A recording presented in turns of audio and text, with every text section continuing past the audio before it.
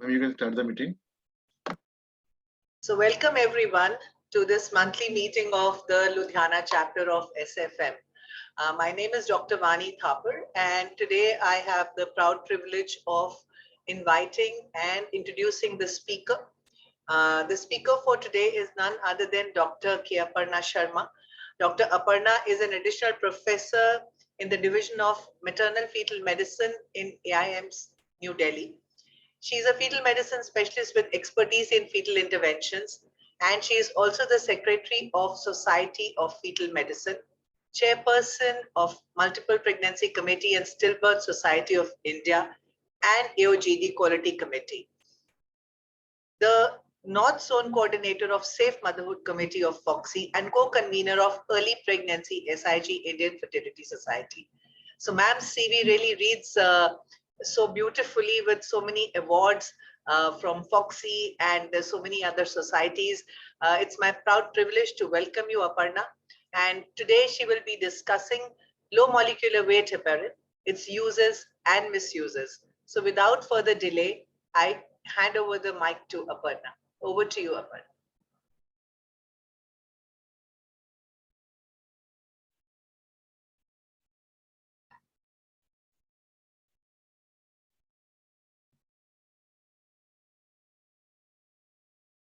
Aparna, you have to unmute yourself. You are still on mute.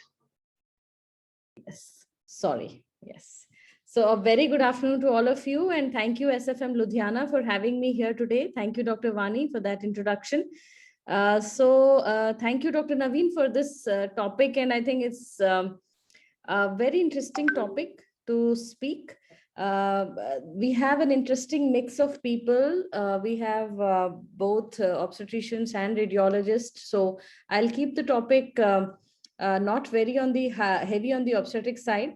When I want to talk about heparin, the usages of heparin in among the pregnant women, it's like a maze. When we kind of err on the side of whenever there is give the benefit of the doubt to the patient, but we have to be using this drug with caution. So there are areas when we know that this drug can be used without a debate. So we know that, of course, when there is a history of some thrombosis, deep vein thrombosis and pulmonary embolism, there is a prevention and treatment. When there is a patient is a known case of sickle cell disease, there's atrial fibrillation, there's prosthetic heart valve, and there is antiphospholipid antibody syndrome. We know that we are using heparin, and it's a validated use of heparin. So some of the issues we discuss where we have to use heparin, how to use heparin. So some of the things where we know, but there's an entire spectrum of issues where we know that we may not have to, we are not sure whether we should be using heparin. And those are the issues where I would be discussing today. So this particular case, she is a lady who's a 34-year-old and she's 8th gravida with previous 6 abortions, no living issue. And she has 1 spontaneous abortion. In her previous pregnancy, she had 1 serious previous preterm cesarean at 27 weeks, and she had a reverse in diastolic flow, and this baby expired at 6 months of age. Now, in this pregnancy, will you use heparin? My question is, does this pregnancy require heparin? So I think, yes, we should give heparin in this pregnancy, because this lady probably has a very classical presentation of what is known as antiphospholipid antibody syndrome, which is characterized by arterial and venous thrombosis and or specific adverse pregnancy outcomes with lab evidence of relevant antibodies. Now, antiphospholipid antibody syndrome is supposed to be present when you have at least 1 clinical criteria and 1 lab criteria are met. So the clinical criteria, it has to be an unexplained miscarriage, which is more than 10 weeks, only 1, or you have 3 or more unexplained miscarriage, which are consecutive, less than 10 weeks.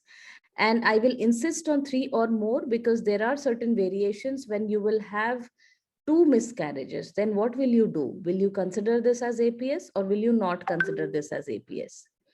And sometimes you have 1 miscarriage, which is less than 10 weeks. So what will you do? Will you consider this? Again, premature birth of less than 34 weeks of gestation.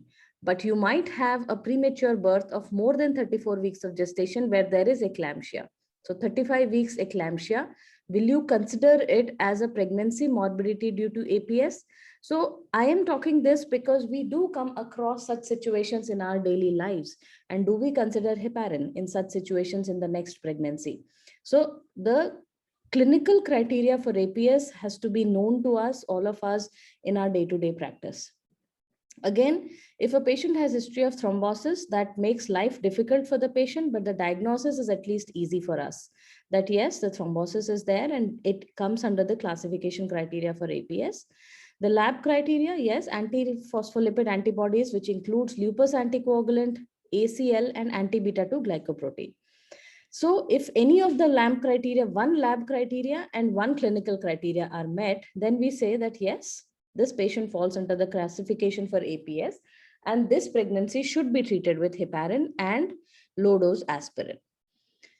So we prefer low molecular weight heparin to unfractionated heparin as there is greater safety, efficacy, and convenience, and we avoid oral anticoagulants except in cases of where these patients are having history of thrombosis and they require long-term thrombosis anticoagulants. So in some situations of antiphospholipid antibody syndrome, there are situations where we will require therapeutic anticoagulation as compared to prophylactic doses. Which are those situations?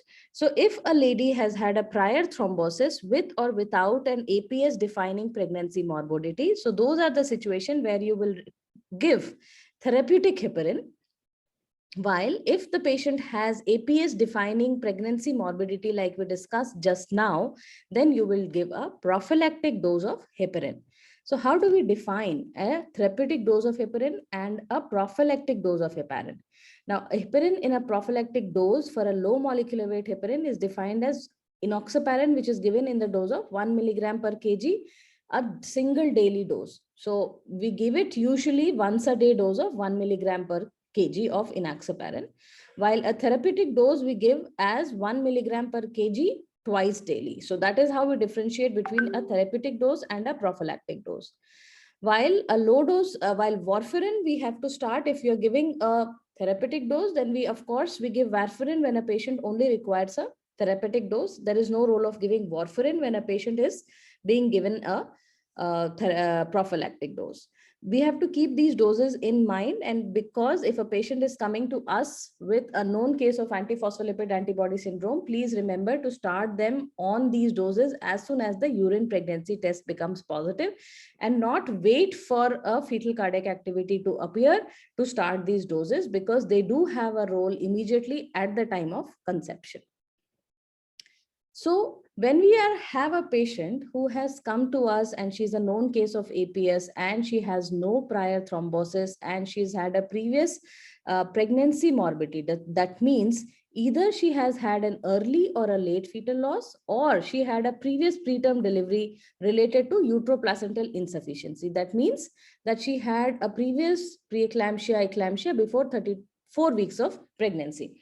Now, I have categorized these two as two different entities because they behave differently.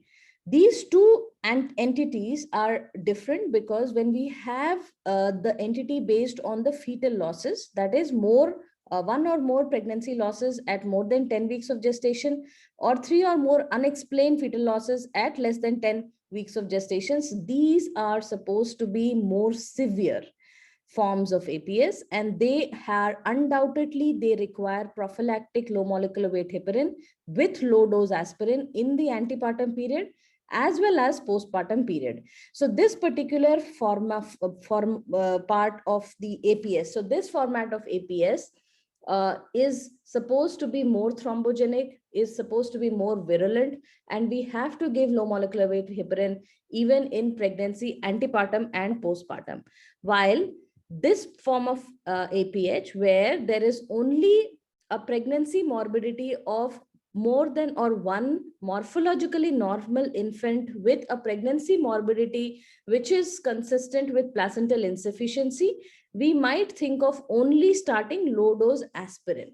So in this particular form of APS, we can actually conditionally give heparin if there are failure of aspirin or there are other associated findings in the placenta.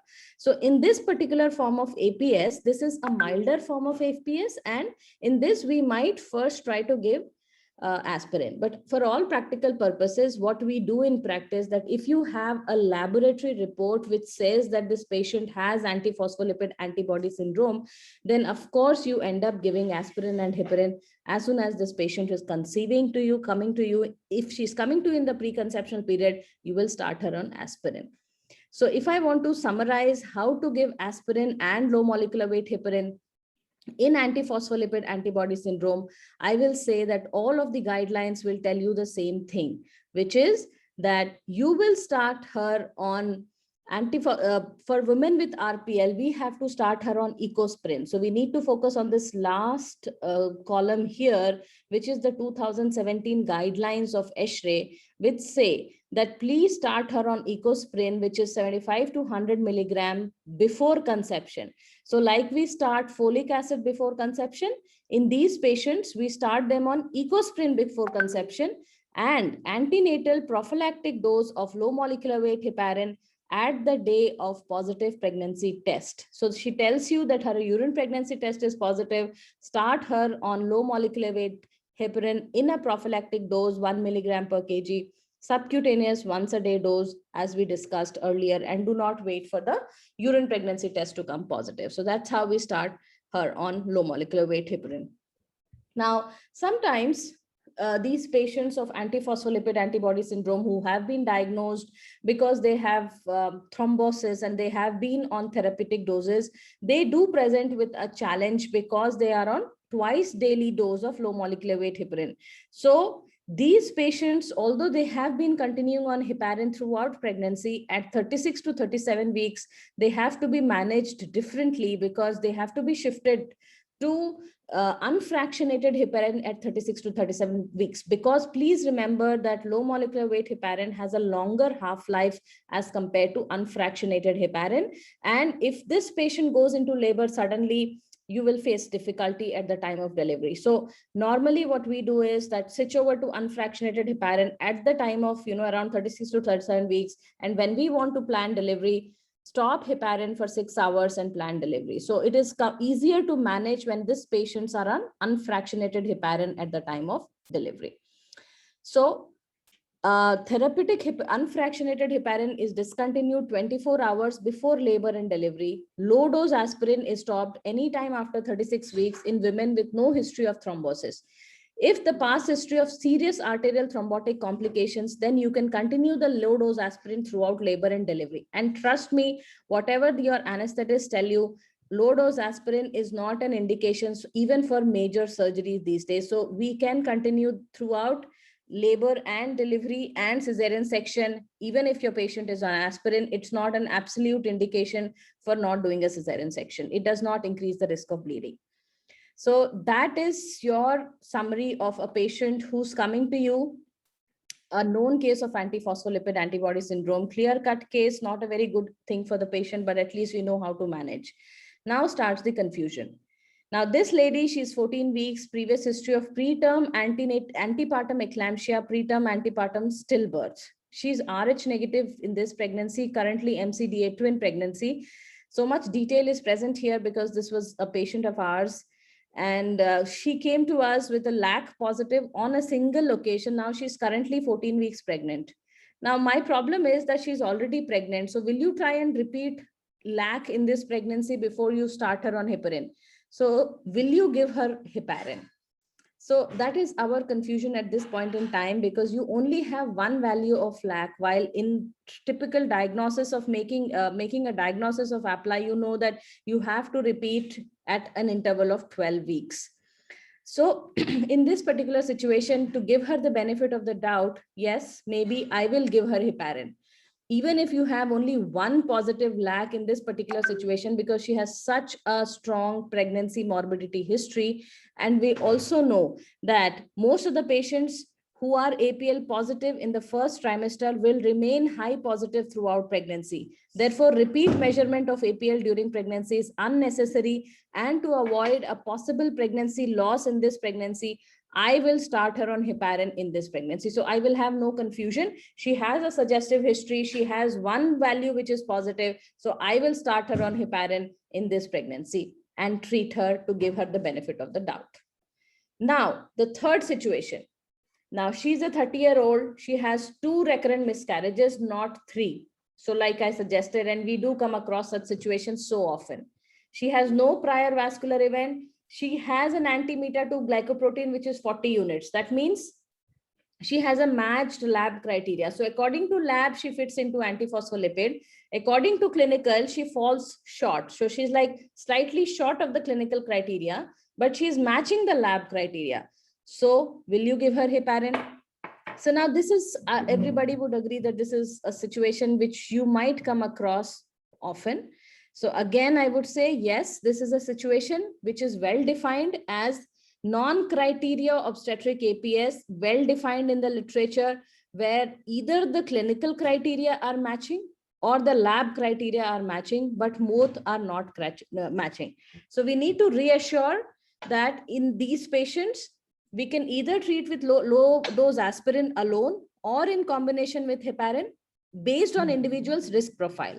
So there are certain controversies, and these are called as non-criteria obstetric APS, where either the clinical criteria falls short, but the lab is present, or the lab criteria might be slightly short, but the clinical is present. But in this, they do have a similar maternal fetal outcomes when treated. Therefore, we might consider the treatment same as in APS. So please be very careful and consider the clinical criteria as an important aspect. And if the labs are short, please, we have to consider them in totality and not just let go that, okay, yeah, the labs are not matching or the clinical criteria are not matching consistently. Then we have a situation where it is a classical APLA, where you have a history of thrombosis, but the obstetric history is not suggestive. So typically tested positive for lab and there is history of thrombosis. So now this patient will be on warfarin. Now the most important thing is, will you consider switching her to heparin? Will you treat her on heparin or will you keep her on warfarin? So typically, as you would do for a prosthetic wall, we need to give her warfarin in the mid trimester. In the first trimester, give her heparin and low dose aspirin. Now there is a choice where we want to either switch over back to warfarin in the mid trimester, like the prosthetic valve, or we can also have the option of continuing her on therapeutic low dose, low molecular weight heparin. Now this is important here because unlike the prosthetic valves, the risk of valve thrombosis is not very high. So we can continue this lady on therapeutic low molecular weight heparin throughout pregnancy and low dose aspirin throughout pregnancy, and switch her back to warfarin in the postpartum period. So these are certain important aspects of managing these patients of antiphospholipid antibody who were previously on warfarin, but in pregnancy you switch them over to heparin and then switch them back to warfarin after pregnancy. And during postpartum period, we need to switch them over back to warfarin. So if you want to look at the entire summary of APS, if there is history of a prior thrombosis and the patient is currently pregnant, we need to give her therapeutic anticoagulation. If there is no history of prior thrombosis and the patient is currently pregnant, we need to give her prophylactic unfractionated heparin or low molecular weight heparin plus low dose aspirin. Now, sometimes we have situations where all of our treatments kind of fail. And this was our own staff, where she was diagnosed as APLA in her second pregnancy, again had a missed abortion with a DVT. Fourth was again a missed abortion. Then in that pregnancy, we gave her IVIG. Fifth again was a missed abortion, where we gave her again low molecular weight heparin. Sixth, again, we gave her low molecular weight heparin with IVIG with low dose aspirin, but she ended up having deranged renal function, diagnosed with SLE. In the seventh pregnancy, we again gave her low molecular heparin with low dose aspirin with IVIG, with HCQ, and I don't think we could have done anything else. She ended up having postpartum eclampsia in that pregnancy. So some frustrating cases like this do come up sometimes where nothing seems to have to be working. So what will you do if the heparin fails? So is there any treatment for refractory APS? So generally there is no second line therapy with a proven efficacy.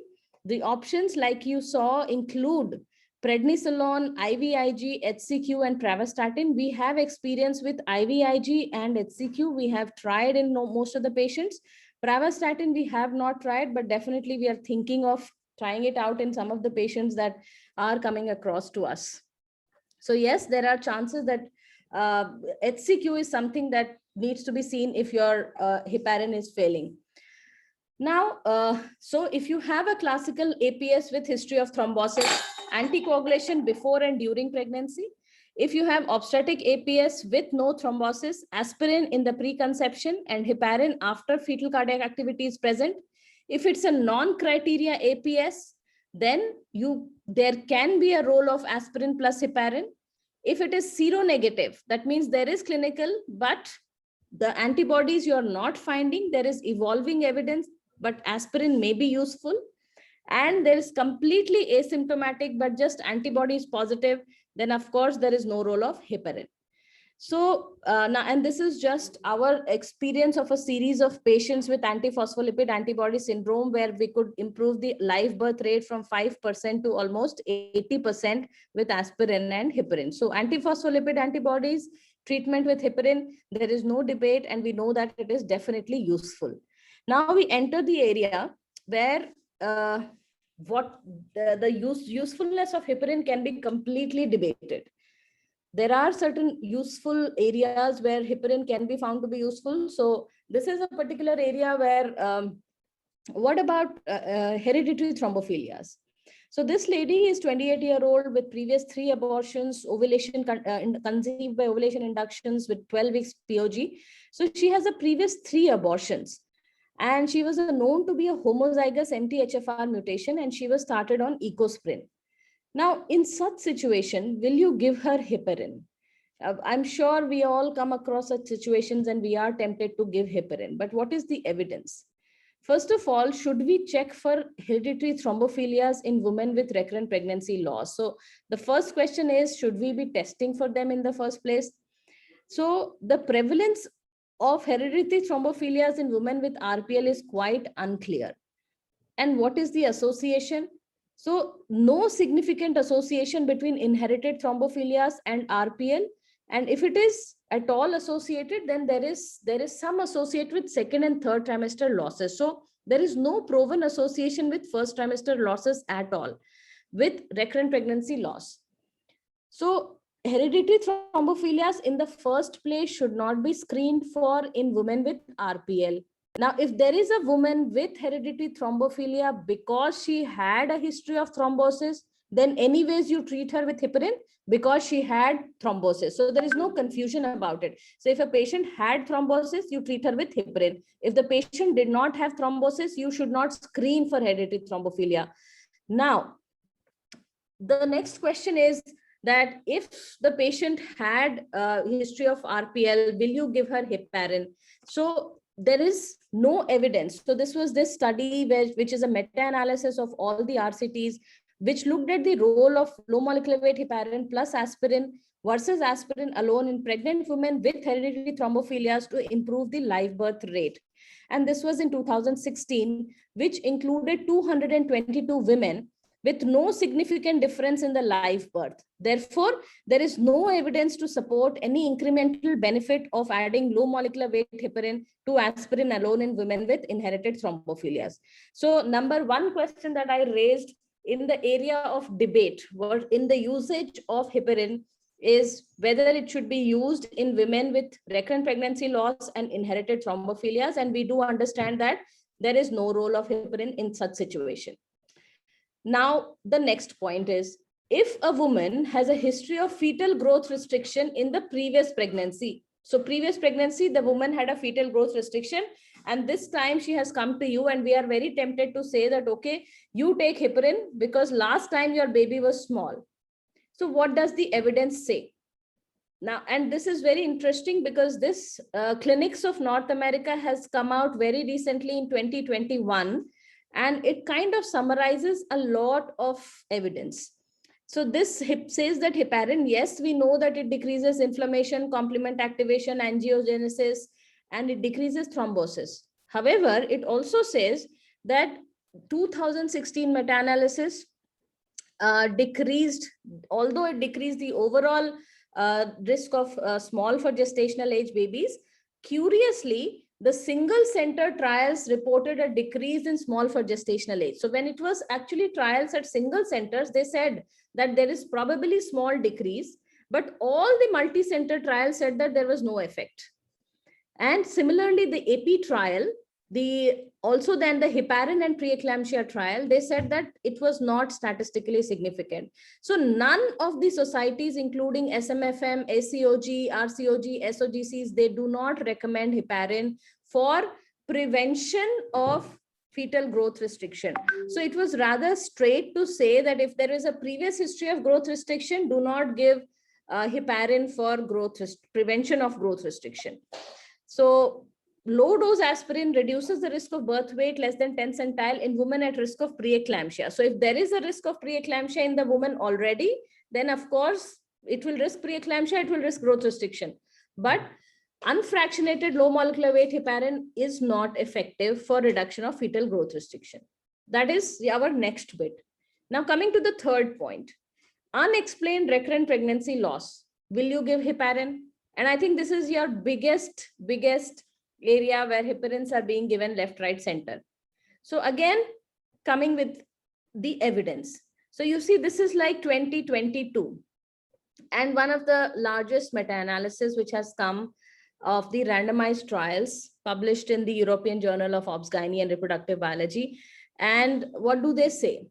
So they looked at 1,849 patients and they compared LMWH and aspirin, and they said that there is no substantial influence on the miscarriage rate and no influence on the live birth rate. So I know we are tempted to give heparin when there is unexplained abortions, and all of us are faced with a situation, a patient is coming to us the fourth time having had previous 3 abortions, and we said if nothing else works, just give heparin. And it's just practice, it's just our desperation, but evidence is not with us on this particular aspect, and somewhere we need to accept that part here and now. Now what about previous preeclampsia? Now here again it's sad, but let us go with the evidence. Will you give heparin? So this lady has a previous preeclampsia, so previous placental insufficiency. We know that maybe her placentation was not good last time. So will you give heparin this time? So there was this very cute headline, header that I read, which was published in 2015, low molecular weight heparin and placental insufficiency, miracle drug or modern day bloodletting. So modern day bloodletting, because is there actually a scientific basis behind giving low molecular weight heparin? So going through the evidence, I just thought, let's just see how the evidence has evolved over the years. So there was this article in 2016, published in Lancet, which looked at the individual patient data from the randomized controlled trial to look at if the low molecular weight heparin actually reduced the placenta-mediated pregnancy complications. And they looked at 963 women in 8 trials. And they said that the low molecular weight heparin did not reduce the placental-mediated pregnancy complications. In the same year, another trial was published, which was the HEPEP trial. And this was published in the Green Journal. And they also looked at heparin and aspirin compared with aspirin alone to prevent placenta-mediated pregnancy complication. And then they also said that, so from 14 weeks onward till 34 weeks, they also gave enoxaparin and aspirin. And they said that enoxaparin did not reduce the placenta-mediated complications in women receiving low dose aspirin. So this was again followed by another very good trial, which was published in AJOG, which said, looked at enoxaparin for the prevention of preeclampsia and IUGR in women with a history. So if a woman had a previous history of preeclampsia or FGR, so they gave enoxaparin and they looked at the outcomes. So the use of enoxaparin, in addition to the high risk case, did not reduce the risk of recurrence of preeclampsia and small for gestational age in subsequent pregnancy in women with a history of these conditions. So these three trials came together, 2016, 2017. So there was a lot of evidence which was generated in terms of the lack of evidence. So after having said that, and after having been completely convinced that maybe heparin does not have a role in the placental mediated things like preeclampsia and fetal growth restriction, and let me be honest, without an evidence of thrombophilia, currently we are also not giving heparin for prevention of preeclampsia, or we are giving aspirin, but we don't give heparin in the absence of thrombophilias. So that is our current practice. But because it is out there on the evidence is out there, I have to present this. So I will present this evidence also, which has come in February to 2022.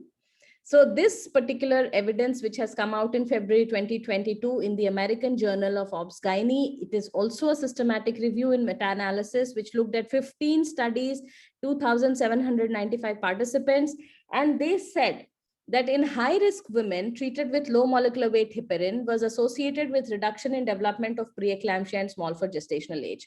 But let us take that the same people have concluded in their key findings that they have serious concerns regarding the low quality of evidence, and therefore these question the validity of these conclusions, and further studies are warranted before its clinical application. So I would not take this evidence in the current time on its face value. So let us wait and watch. And because the robust trials till date have not shown any benefit of using preeclampsia, of using heparin for prevention of preeclampsia if there was a history of preeclampsia. So if there is now the last part is, if there is FGR in the current pregnancy, growth restriction in the current pregnancy, we have patients who are saying, kuch to de do, kuch to kar do, pani chढ़ा दो, oxygen ही दे दो. I am sure everybody would relate to me with that. Kuch to de do. So, and people give heparin. We have patients who have been heparin, IV, IG, everything, you name it, and I've seen people taking it. Is there any evidence? But I'm sure there is no evidence. So there are systematic reviews which says that people have given heparin, people have given sildenafil in the current pregnancies, and they have looked at whether it improves the vascular markers, but there is no robust evidence which says that if you give heparin in the current pregnancy with fetal growth restriction, the outcomes are going to improve. So no, there is no role of heparin if you want to give in the current pregnancy. So to conclude, I would say that there are so many indications where we need to wait for the right time to arrive at the correct evidence before we jump and we start giving heparin for each and every indication. So the uses, as we know, are DVT prevention treatment, sickle cell disease, inherited thrombophilias, antiphospholipid antibody syndrome. The misuses, or at this moment, the missing uses, I don't know what to say. Currently, we are not very sure. Right? Maybe we are missing out on many uses. The evidence has to come. The evidence has to be generated. Is preeclampsia prevention, FGR prevention, recurrent pregnancy losses? But till that time, I think we should stick to evidence. We should stick to what the evidence says and not give unnecessary treatment to unnecessary people, causing more harm than benefit. So please be wary of using heparin where not indicated. Where indicated, definitely we should give heparin and not, stay away from it. So just to say that the mystery about heparin remains and continues. So thank you very much. Thank you, Aparna. That was so beautifully and exhaustively covered. I think taking us through all these different scenarios opens your eyes to how really we should be viewing a molecule. We are in the era of evidence-based practice, and definitely whenever we take a decision for a patient to use a particular drug, when it is backed by enough evidence, it gives us a lot of confidence to get maximum benefit out of that molecule.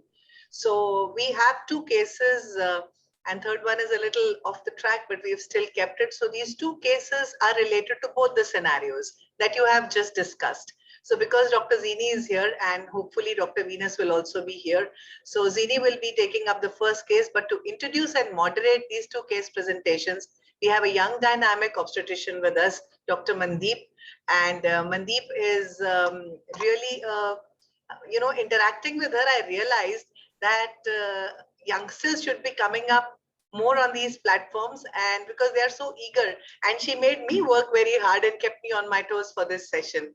So over to Mandeep, and she will be moderating and taking the presentations from here on. Thank you, Dr. Vani ma'am. Thank you, Dr. Aparna ma'am, for such a nice lecture where you covered so many points in such a beautiful way. You did justice to the topic. And now we have a case presentation by Dr. Zini Grin, who's a senior gynecologist at Suman Hospital, and she did her FRCOG from Royal College London, and she was a specialist training registrar at Leeds Deanery UK from 2005 to 2010. She has special areas of interest in high-risk pregnancies and laparoscopic surgeries. She is going to discuss today the role of low molecular weight heparin in FGR cases. Over to you, Dr. Zini. And along with her, we have Dr. Kavita Agarwal in this case. She's a senior radiologist along here with us.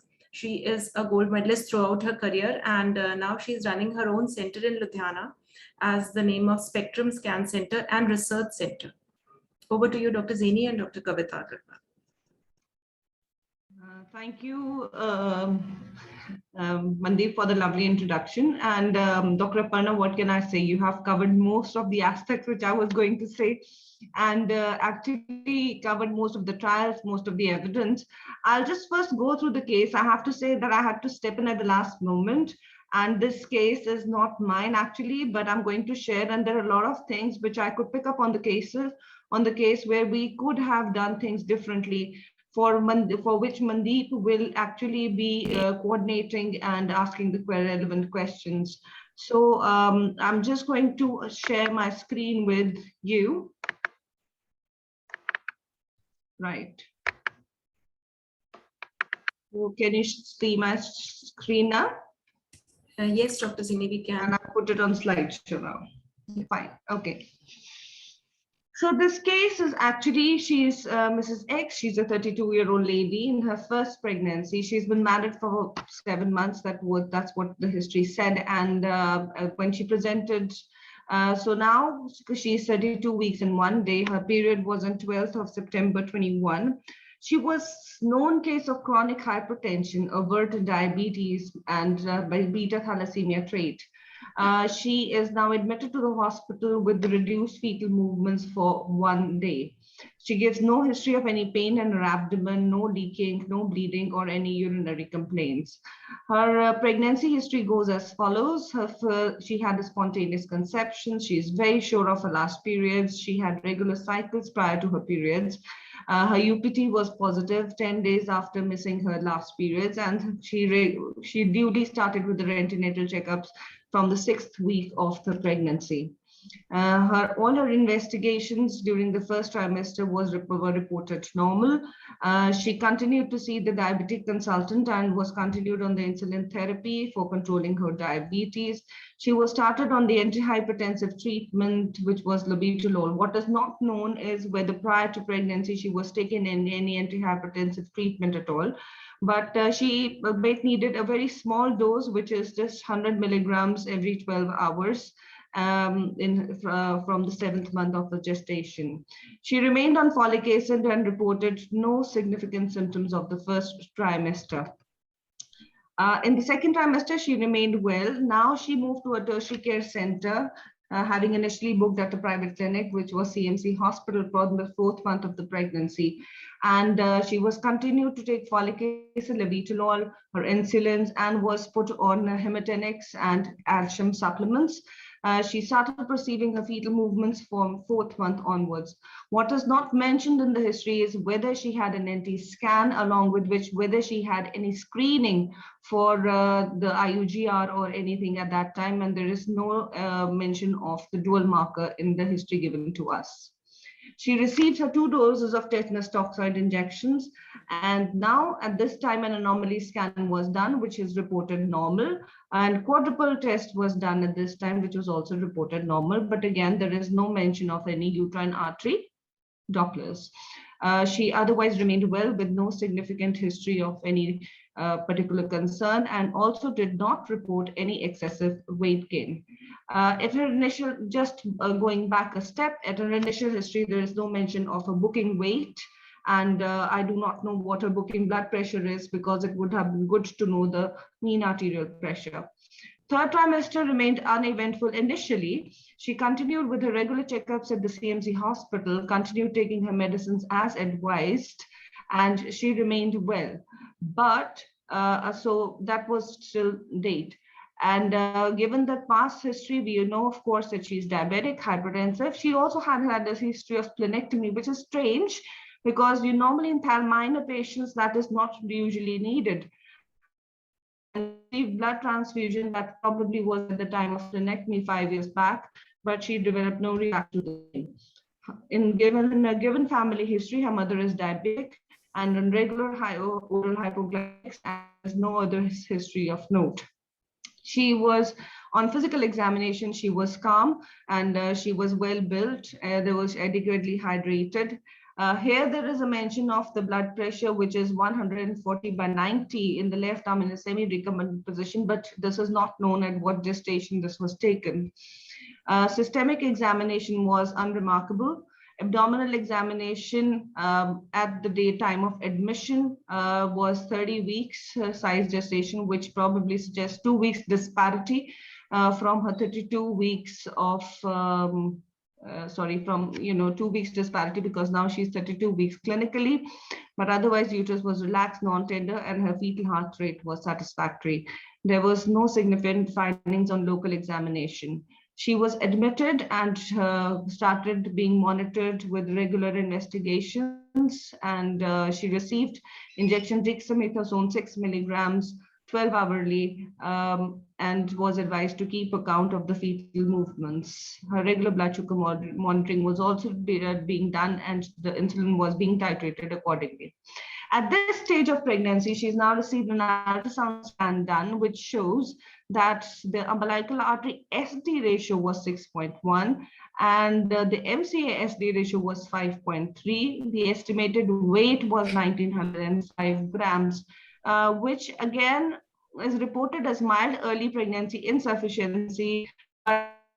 More appropriate, we knew what were the PIs and what was the CPR and what was the estimated fetal weight in terms of centiles. Serial monitoring of fetal well-being was done, and NST was carried out. She was discharged after 6 days, and at 33 weeks and 6 days of gestation, another ultrasound scan was carried out, which I'm assuming is after 2 weeks of the first scan, which showed a reversal of the diastolic flow in the umbilical artery. That's what I'm assuming. And she delivered a live-born female, which is 2370 grams, which is not too bad for 33 weeks, 6 days gestation. And that's what the case is all about. So Mandeep, do you want to carry forward the discussion from here on? Yes. What I'll do is I'll go back to the slides and then we'll just keep coming down as we go through the discussion. As you mentioned, Dr. Zini, that this patient came to you in emergency at, I think, 32 weeks, 1 day. Yeah. And as mentioned, she's chronic hypertensive and overtly diabetic, Yeah. and also thal. So as you described, she is managed. Would you have managed her in a different way with some other anticoagulants if she came to you earlier? I mean, there are a lot of things. First of all, if we look at the very first page of the history, which I have put up on the screen, that she is a chronic hypertensive, she's a primary gravida, she's overt diabetic. So chronic hypertension, overt diabetes, both carry a gestational score of 3.3 each. And being a primary gravida gives her another score of 1. So she's already having a gestosis score of 7, which means that she should have been on aspirin 150 milligrams from the beginning of a pregnancy, at least from 12 weeks of pregnancy onwards, or after her NT scan, if not initially. But certainly this is a lady who I am expecting is more likely to develop fetal growth restriction and preeclampsia in the future later on in the pregnancy. So that would have been my first take. Beautifully, you have described and made us all aware of this gestosis scoring and then starting aspirin in this case. And as you just mentioned that there was no record of her first trimester NT scan or any Dopplers done in the early pregnancy, would it have helped and changed your course of treatment in this patient? I would certainly have referred her at the very first, first trimester, 12 to 13 weeks and 6 days scan, the NT scan, along with the PIGF screening and assessment of the uterine artery Dopplers would have been very important. And since Dr. Kavita is here, I would like her to please recommend us what would we be looking at in ultrasound scan at this stage of pregnancy. Yeah, at 11 to 13 weeks, 6 days scan, we would definitely like to do her uterine artery PIs, and not in this case. It is required for all the cases. And we are giving personalized risk estimate to all the cases. But in this specific case, I think this would have really helped her for the treatment. And in that you have, there's a formula of maternal characteristics, mean arterial pressure, uterine artery PIs, and biochemistry, in which you have PLGF and PAPE. And they all give a very good risk factor. And if started treatment, they can all reduce the incidence of preterm preeclampsia. Right. Dr. Kavita, very beautifully described. So now in this case, as we have discussed, that early pregnancy Dopplers would have guided us in treating. And I would like to ask Dr. Zini here that if this patient came to you earlier, maybe at 28 weeks of gestation, do you think your treatment would have changed? The treatment strategy would have changed now, as Dr. Aparna has already described the role of low molecular weight heparin in prevention of preeclampsias by some meta-analysis. Do you think there is a role of low molecular heparin at this gestation also? Certainly, one thing, Mandeep, I will go back to again is giving her aspirin, but I am not convinced about giving them low molecular weight heparin. Dr. Aparna did mention about the HAPPY trial. A HAPPY trial was the first largest well-controlled prospective randomized control trial where they looked at 135 women who were considered at increased risk in view of previous pregnancy complication of preeclampsia. But this was stopped after 3 years because, and only 50% of the planned cases were recruited. And what they found was that there was no significant difference in terms of development of, change in the development of preeclampsia, and hence they had to stop this trial. So the distribution of the individual components, such as the preeclampsia, eclampsia, health, fetal growth, uterine growth restriction, as well as abruption, were not different between the controls as well as in the study group. So the HAPPY trial does not support the use of low molecular weight heparin in cases of previous history of eclampsia or preeclampsia, as well as even in the known cases of hypertension. Right. So in both the reviews, it is discussed that actually low molecular weight heparin is not proven yet to be used at this gestation, but aspirin is being used since long, and it does give good results in good carry home baby rates. Right. So another thing, Dr. Zini, if you think this patient with preeclampsia, hypertension, diabetes, if she comes to you and planning for her next pregnancy, would you advise her something? Certainly, there is one case that, yes, certainly we can do the antiphospholipid antibodies testing for her after 1 month of delivery. Antiphospholipid antibody syndrome has been associated at the most significantly with the development of preeclampsia and IUGR. So what we can do is, it is a predictive thing, so we can be prepared for it.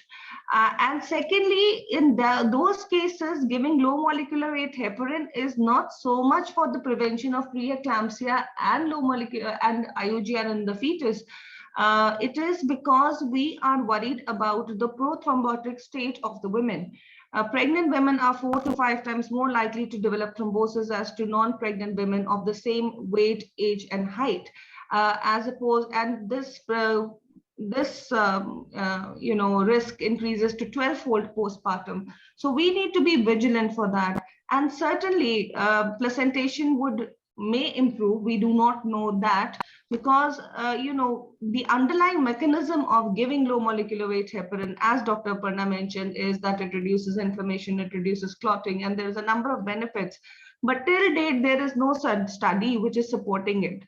There is another study, which is the fruit study, where this was actually, it was a systematic analysis, and it was a randomized multicenter trial examining it was not a systematic analysis, sorry, it was a randomized multicenter trial examining the addition of low molecular weight heparin to aspirin less than 12 weeks in cases with documented thrombophilias also, excluding as an antiphospholipid. So we know that antiphospholipid cases are very high risks, but they did not find any difference in the outcomes in these patients again. So recurrent hypertensive disease was no different between the study arm and the control group. Therefore, we need larger systematic reviews to see whether thrombophilia patients also, other than antiphospholipid antibody syndrome patients, will have any benefit from low molecular weight heparin. So one thing is that, yes, I would like to test her for thrombophilias, antiphospholipid antibody syndrome, so that I can give benefit to the patient.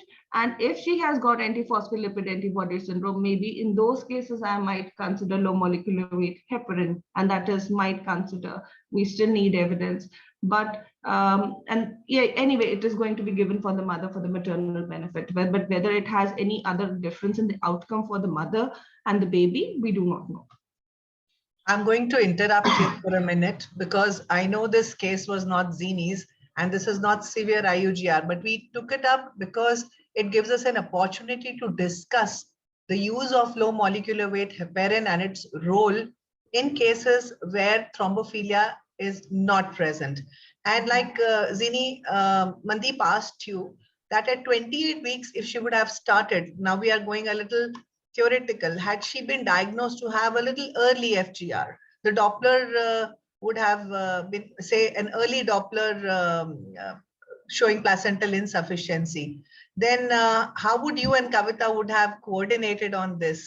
So I would have given her aspirin and sent her to Dr. Kavita to tell me about the ultrasound scan, the Dopplers, the CPR. Yeah, see, in this case, there was no restriction in growth as such. She was 30 weeks, 6 days when her gestation was 31 plus, and we don't have the PI values, but the SD ratio looks pretty bad to the tune of 5.6. But if we were to see if she developed FGR at 28 weeks, obviously we would have followed her with the Doppler. And I'm sure in that kind of scenario, we would have had abnormal umbilical artery. And then we would have had a weekly follow-up for DV flow and umbilical artery follow-ups.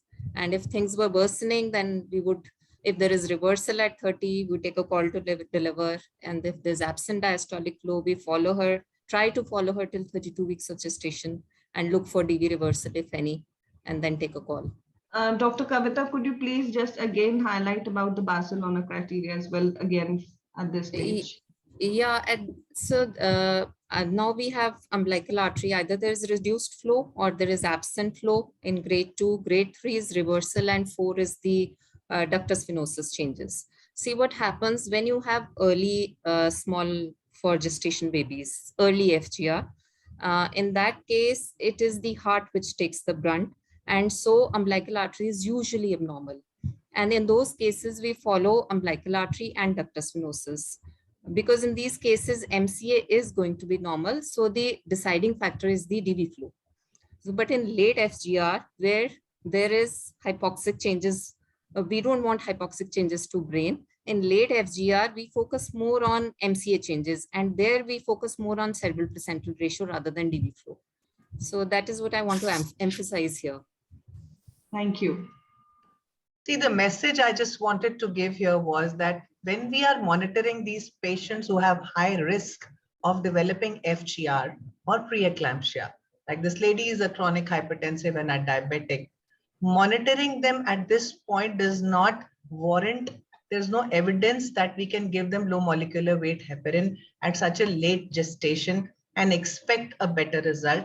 The idea of monitoring is to take the call of when to deliver the baby, when to refer the patient to a tertiary care center, when to give the steroid or magnesium for CNS protection. And as an obstetrician, working in conjunction with a radiologist, it is more about decision making rather than initiating low molecular weight heparin at this point when there is no evidence of thrombophilia. So it's a very clear-cut message we wanted to give here, like Aparna has already shared, that till we do not have the evidence, we do not have the evidence, right?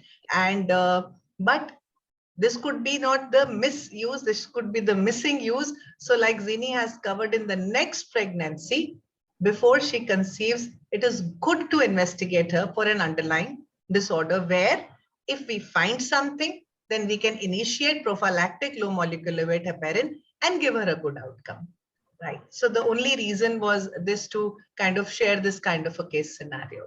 So Mandeep, over to you for the next case. Yes, thank you, ma'am. I'm ending on case. this.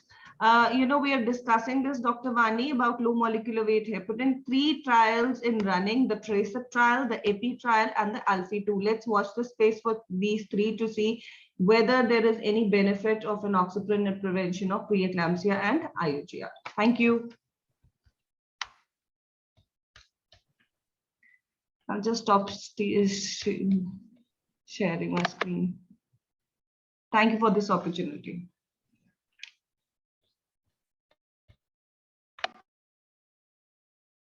Mandeep, you can invite the next case, please. Mandeep is frozen. Thank you, Dr. Zini, for taking up the case at such a short interval. And ma'am, am I audible, ma'am? Hello? Yes, you're audible, Dr. Mandeep. So our next presentation is EPLA positive and the role of low molecular weight heparin in obstetrics. And Dr. Venus Bansal is going to take up this case along with Dr. Kavita Agarwal. Dr. Venus Bansal is a senior obstetrician at Cleo Health, Ludhiana. And I would request Dr. Venus to please take forward this discussion.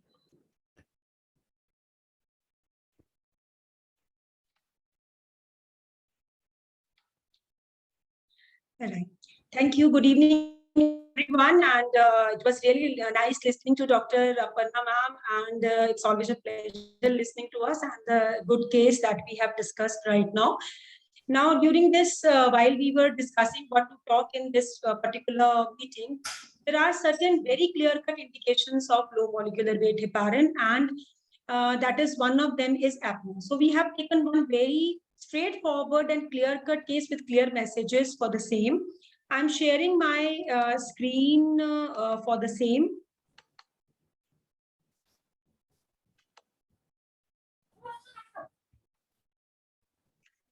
Yeah. Is my screen visible, Dr. Mandeep?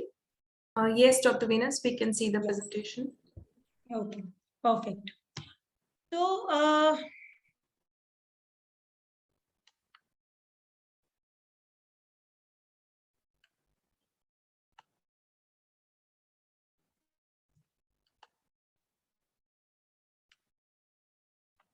right. A patient came to us, 27-year-old female with 8 months of amenorrhea, 33 plus weeks, and she presented with pain, abdomen, and decreased fetal movement. She had a history of spontaneous abortion of 10 weeks and 1 year back, and she had an intrauterine death at term. That was 2 years back.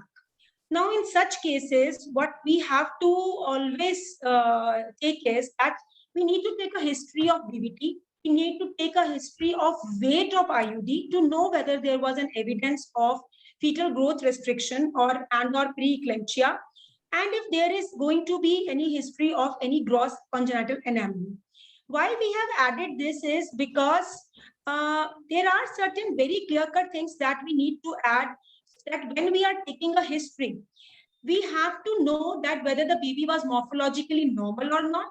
Secondly, whether the baby was having IUGR fetal growth restriction or eclampsia during the previous pregnancy, whether there was any evidence that has shown any placental insufficiency.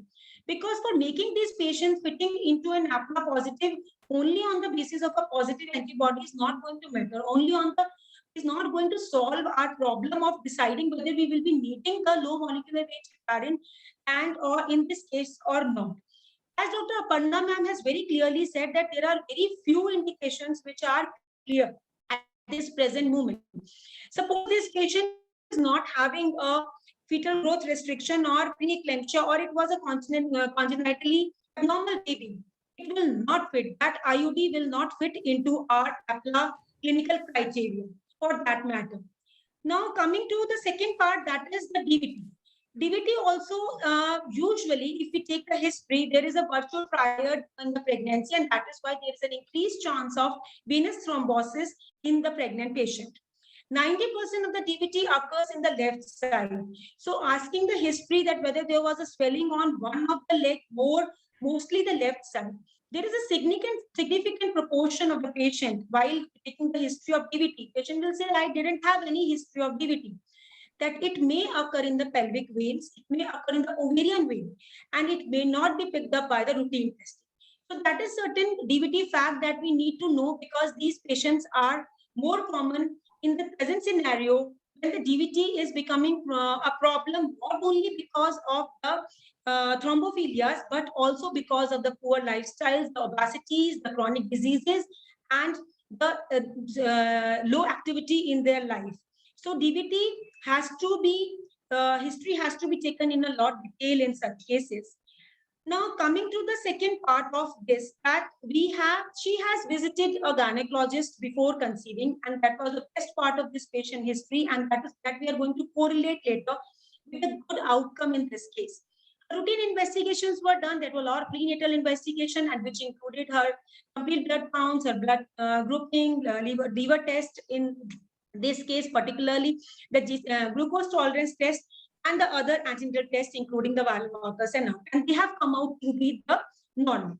Now, in such cases in which the patient is already coming to us with a positive report of antiphospholipid antibodies, what we need to, if they are coming to us in a preconceptional time, we need to risk stratify these patients, because it is going to, we have to determine whether she is a high risk APL profile patient, means she is having multiple APL positivity. A single test is not going to solve it. We have to get a full profile done, lupus anticoagulant, or she has a persistently high APL titer. So which titer is positive, which her profile marker is positive, and to which extent it is positive, is going to make a difference in taking a call whether she will be only a candidate for the low molecular weight heparin, or she is going to be a candidate for the low dose aspirin prior to the conceiving. A history of thrombotic and non-obstetric antiphospholipid syndrome coexistent with other systemic autoimmune disease such as SLE, and presence of traditional cardiovascular risk factor is going to be important. Now we ask always this patient to go for the general measures for APL positive individual, and it includes the screening for and strict control of the cardiovascular risk factors like smoking cessation, management of hypertension, dyslipidemia, diabetes, and irregular physical activity. So not only the starting of the aspirin in these cases is going to matter, rather modification of these factors is going to be equally important in these cases. Now, if the patient is educated and now she is adherent to the treatment, and are monitoring if the patient is on vitamin K antagonist or any such binding therapies before the treatment. Moreover, she should know that what are her areas when she is going to be needing more of the anticoagulants, like if she is she has to use oral contraceptive pill for some reason, or she is in the postpartum, or she is on a postmenopausal therapy. All these things she must know in written in such recommendations.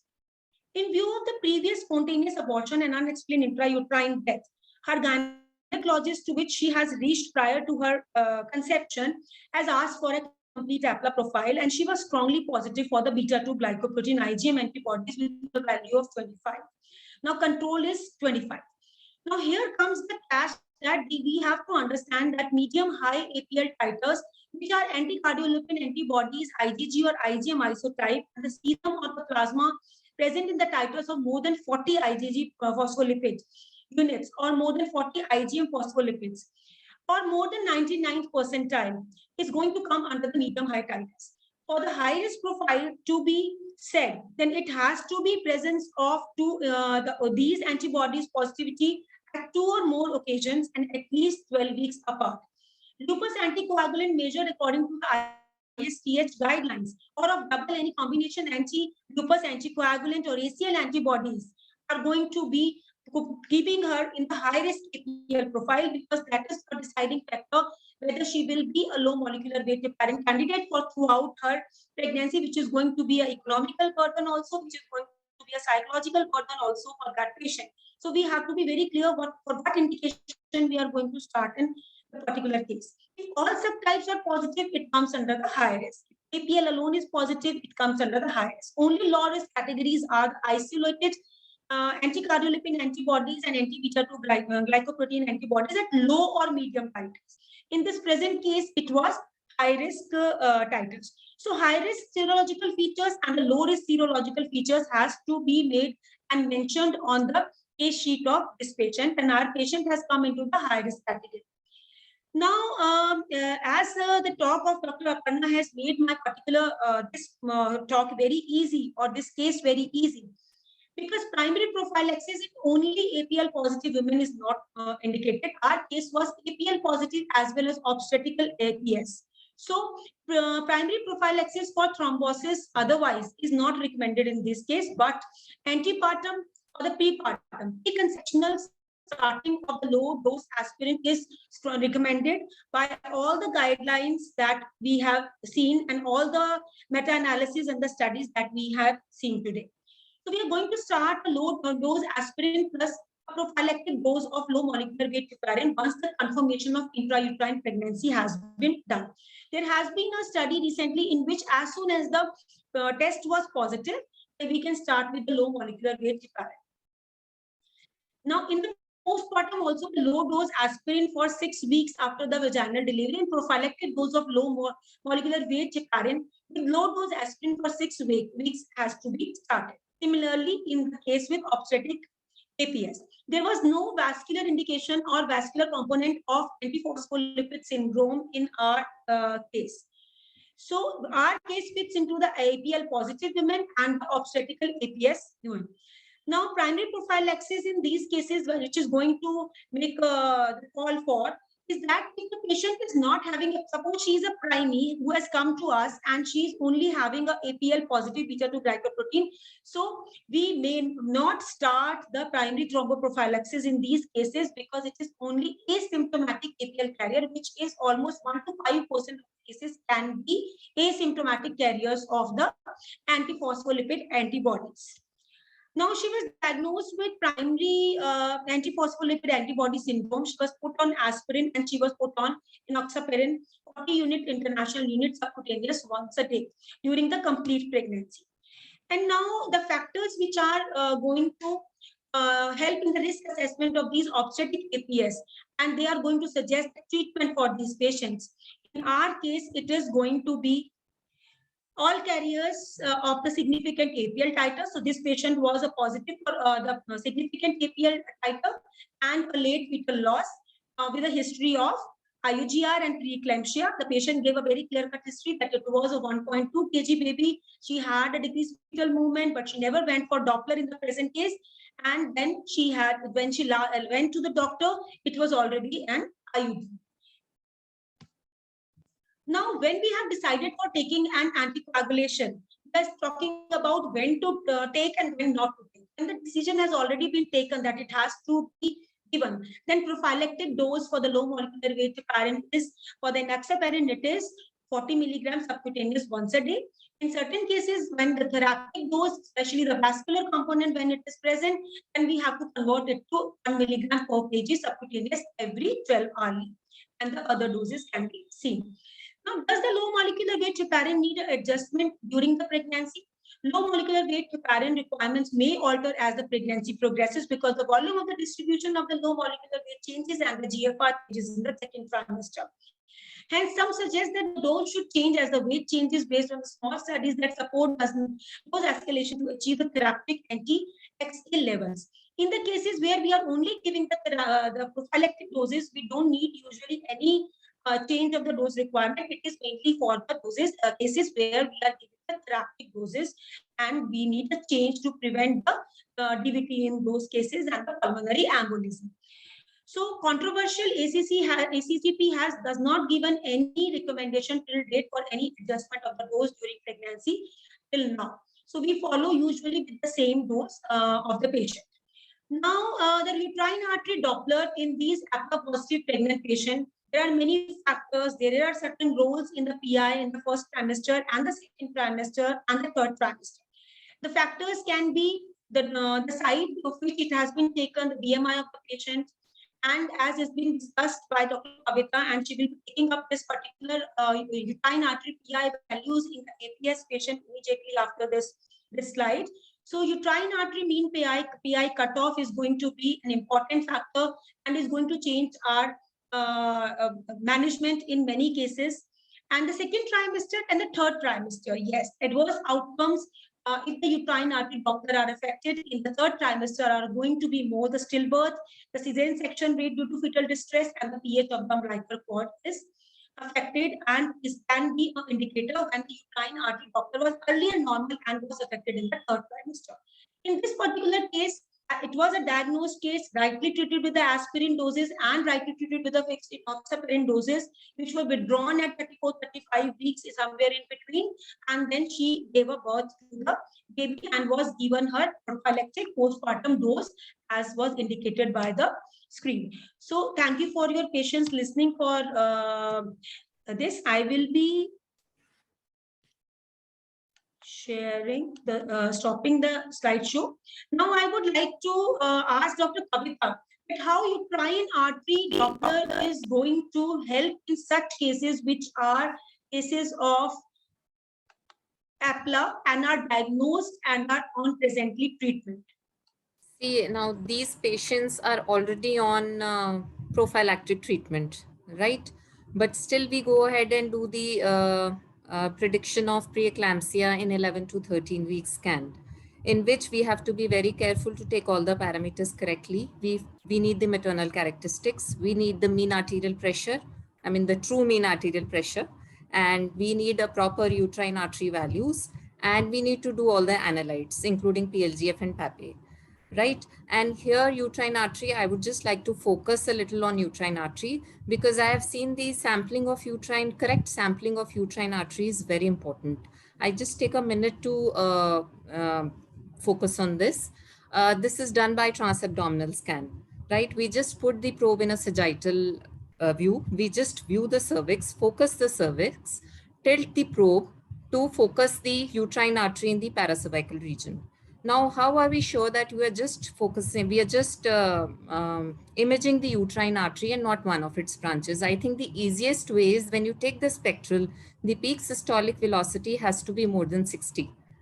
Believe me that many times I have seen that these spiral arteries are imaged and we get a false sense that, we have false negative values. So this is very, very, very important that we focus or we image the ascending branch of the uterine artery, and the best is to focus on the peak systolic. It has to be more than 60 to figure out that we are actually focusing or imaging the right branch. And then we have FMF softwares where we fill in all the values and there we get the risk. Uterine artery PI per se as an isolated value will not give us the right risk. We have to put all the parameters into the software and then get the risk. Yeah. So, Dr. Kavita, I would like you to put some light on the second trimester and third trimester follow-up, because, when you are already doing a level 2, which is taking 30, 40, 50 minutes, putting, your probe on the uterine artery is a reflex. But does this reflex actually help? See, there are studies, because the second trophoblastic invasion has started at 16 weeks. So any treatment started after 16 weeks is definitely going to have less effect. But there are studies which indicate that people who have missed their 11 to 13 week scan, there we should actually sample the uterine arteries during our anomaly scan, and then try to re-stratify the risk. If then the patient comes under high risk, we still start the treatment, because there are studies which say that there is 10% reduction in the preeclampsia rate, even if the treatment is started late. Because eventually by starting treatment, we are just trying to buy time. Beautifully described, Dr. Kavita. I think, And, Dr. Mandeep, I had shared one timeline with you. Yeah, you I mean, can that's show a it. very beautiful timeline. It was published in White Journal in 2021. You want me to show it here? Yeah, I think it's very good. It shows how one follows. Because I could not get a very clear picture, but I think it would be nice if, Mandeep, you can share that slide. Ma'am, I can see my slides, but it is in the email. And if we can request Vishal to show it right now, because I'm trying screen share. You can just screen share. You can just do the screen share. I have stopped sharing the screen. You can do the screen share. In the screen share, I can show my slides. Which your mail will open up like that only. And it will be visible there in the mail itself. Because, you know, in third trimester, when we try to give the prediction, uterine artery importance decreases and the importance of analytes increases, like SFLT1, PLGF. That's a different chapter altogether then. One thing is that diagnosing it right, the APS syndrome, and then the second thing is treating it in the right way actually usually gives a good outcome. So that is what the main message from this case was. And uterine artery is coming up with where more and more studies are coming up to give us the better, prediction of the outcome in that particular case. Now, one hypothetical question I have, suppose the patient is on treatment and she still falls in high risk at 11 to 13 week scan. Then how do you go about changing the treatment? So there is not much option on that, Dr. Kavita. What we can do, one is that the ecosprin dose can be increased a bit, and or we can recalculate the dose of the low molecular weight heparin for this patient. Many a times, if we can change from the prophylactic to somewhere in between the intermediate doses and or to the therapeutic doses. But then you have to be very, very careful. What effect it is going to be, there is no consensus or clear-cut study that if there are new things that we are getting, increasing the dose, there is no guideline or recommendation till date for increasing the dose to that level. Therapeutic levels have a very clear-cut indications that therapeutic doses are to be given in these cases. So if we talk about the guidelines don't say that you can change it to the therapeutic level without an indication. Only thing that can clinical good practice point that we can follow is that the dose of low molecular weight heparin may vary, because I have put one slide there that the blood distribution, the volume of the blood distribution, the weight is going to change the amount of low molecular weight heparin that may be required in that particular case, and we can change accordingly, or we can follow the factor 10A that we can help us to increase the dose if we can do in that case. Another one point I want to discuss or just share with the people here is that during our anomaly scan, when we do uterine artery PIs, sometimes the values are very discrepant. Still, we have to go ahead and take the mean, because the non-placental side uterine will definitely show high resistance and the placental side will show low resistance. And sometimes the values are I mean, one is too high and one is low. Still, we go ahead and take the mean of both the uterine arteries. It's a very important thing. And moreover, early pregnancy, at times, when you are doing a transvaginal scan, you take a uterine artery doctor. But because transabdominal is one that you're going to follow throughout, so it is said that even in the early pregnancy, if it is possible, better take a transabdominal one only rather than the transvaginal uterine. No, 11 to 13 transabdominal is recommended actually. Because that is more reproducible. You are going to follow it later on also with the transabdominal only. No, otherwise TVS values are higher. They are reported higher and the parameters used then would be different. We can't use the same things for transvaginal values. Right. So after this discussion, we can have a short break for the trade videos. Mr. Vishal will put forward the trade videos now. Welcome back. Now we have an interactive session with Dr. Vani Thapar, and I have a small case here.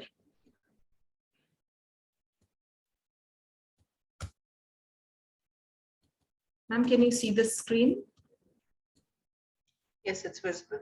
It's low molecular weight heparin uses and misuses. This Mrs. X, 33 years, primary gravida, staying abroad, visited India for treatment. She got operated for laparoscopic endometriotic cystectomy, 10 centimeters, which was, and she conceived in the first cycle of IVF, 2 months after surgery. As husband had to go back, so IVF was planned. And after she had the first scan, the dating scan, and the 12-week scan showed a normal. Mandeep, your network is lagging and your PowerPoint is not on full screen. She was given risk for preeclampsia for 34 weeks and also high risk for. Mandeep? Yeah, hello. Yeah, your network is lagging, so we couldn't get anything out of the presentation so far. Can you just go back? Yeah, ma'am, I've taken it back. Yeah, we can take it from here quickly. Yeah, so it is low molecular weight heparin uses and misuses. This is Mrs. X, 33 years of age, primary gravida, staying abroad, visited India for treatment. She was operated for laparoscopic endometriotic cyst, which was 10 centimeters. And as her husband had to fly back just 2 months after surgery, she underwent an IVF cycle and conceived immediately in the first cycle.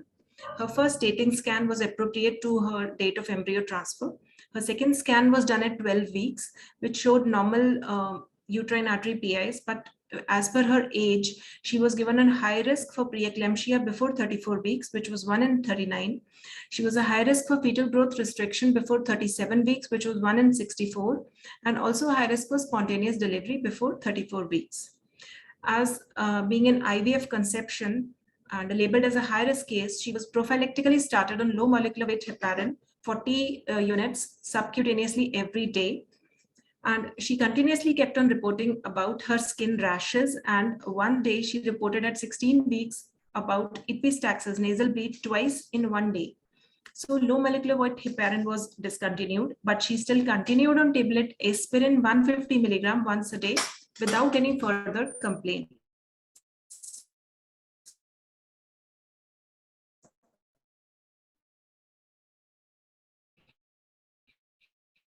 Her ultrasound was repeated at 23 weeks, which again showed a single at 32 weeks. Rest all normal investigations, antenatal investigations were normal, normotensive, and she had put on 3 kgs weight in 23 weeks of gestation, and no other high risk factor, continuing as a normal routine pregnancy.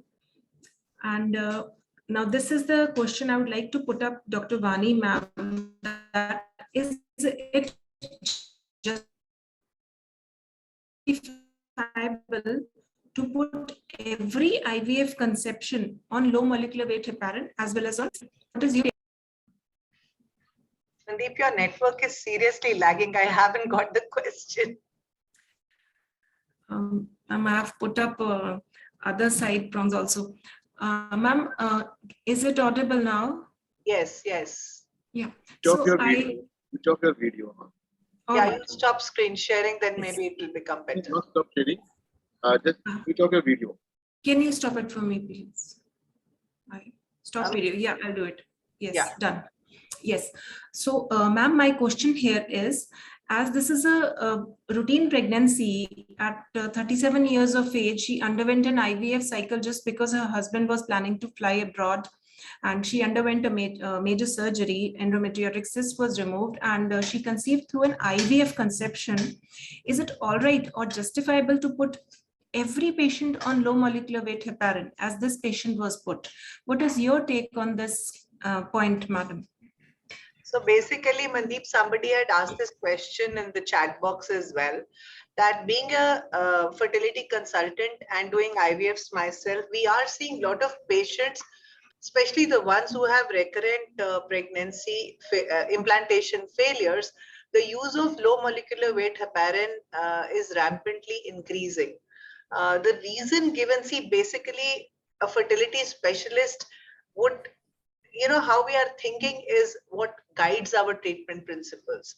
To prevent implantation failure, people are trying everything left, right, and center, whether it is progesterone, whether it is low molecular weight heparin.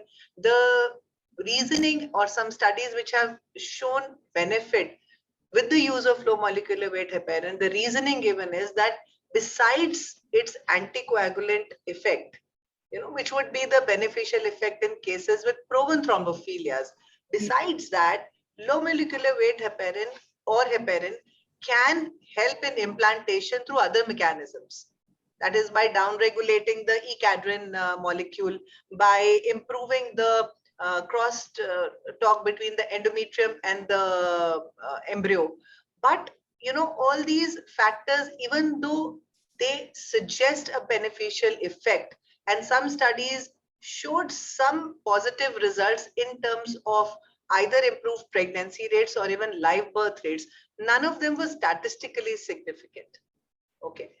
And then a meta-analysis, which was the latest one I found, if you look at the evidence, where about 1,000 cases were studied, showed that there is no real benefit in terms of any endpoint that we consider, whether it is pregnancy rates or live birth rates.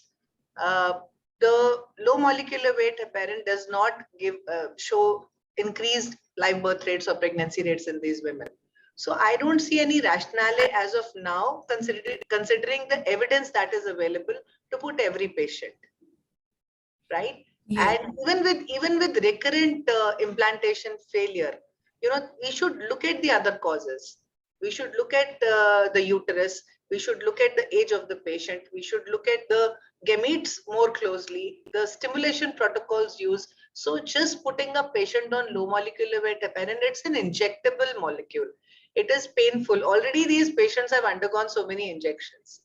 And, injection site reactions are seen. I have seen so many when patients are put on subcutaneous injections as well, right? Yes. So I don't see that every patient should be given, or even recurrent implantation failure, where we see all patients should not be given low molecular weight heparin.